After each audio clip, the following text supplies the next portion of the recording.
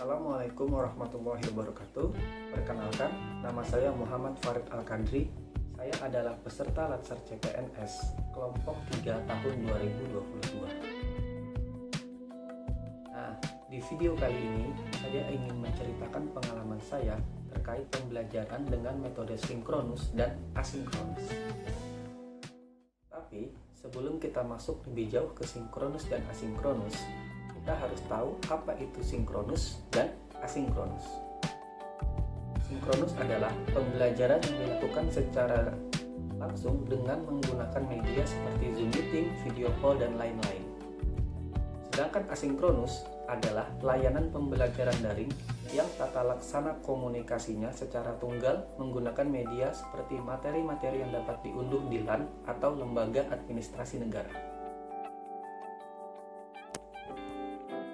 Pengalaman belajar secara asinkronus salah satunya adalah melalui tahapan MOOC.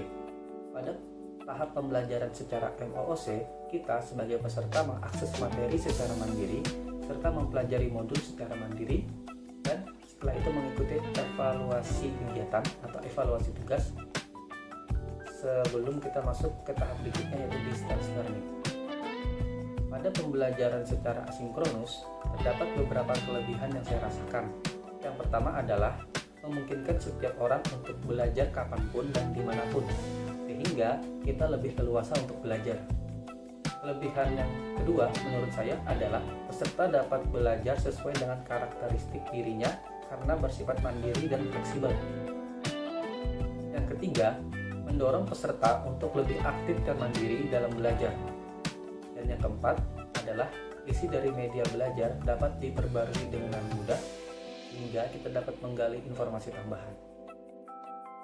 Selain kelebihan yang dirasakan, terdapat pula beberapa kelemahan yang saya rasakan dari pembelajaran asinkronus.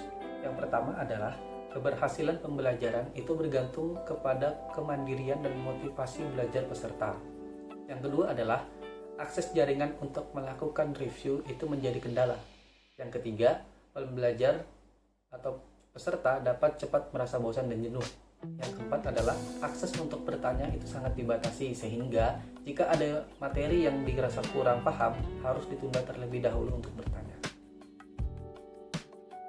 Selain asinkronus, pengalaman belajar sinkronus yang saya dapatkan adalah salah satunya pada pembelajaran distance learning pada saat Latsar CPNS tahun 2022, di mana pembelajaran tatap muka secara daring yang diadakan oleh lembaga administrasi negara dengan media Zoom meeting, yang pastinya diisi dengan pemateri-pemateri hebat dan kompeten.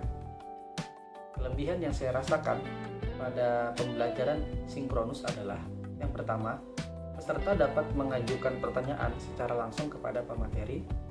Yang kedua adalah bisa mendapatkan materi yang lebih maksimal atau materi pembelajaran yang lebih maksimal dari pemateri, sehingga kita tidak hanya berfokus kepada modul saja. Selain kelebihan yang saya rasakan pada metode sinkronus, terdapat pula beberapa kelemahan yang saya rasakan. Yang pertama adalah jaringan internet yang kurang stabil itu dapat mengganggu proses belajar mengajar. Yang kedua adalah terbatasnya waktu pembelajaran yang diberikan, sehingga komunikasi antara peserta dan pemateri jadi sangat terbatas. Pada akhirnya, pada pembelajaran baik sinkronus ataupun asinkronus, keaktifan pesertalah yang sangat diperlukan. Keaktifan peserta untuk mengakses materi secara luas dan mendengarkan penjelasan mentor secara seksama diharapkan mampu menangkap nilai-nilai pembelajaran yang diberikan dan mampu diterapkan ke budaya kerja kita. Sekian pengalaman yang saya rasakan. Terima kasih.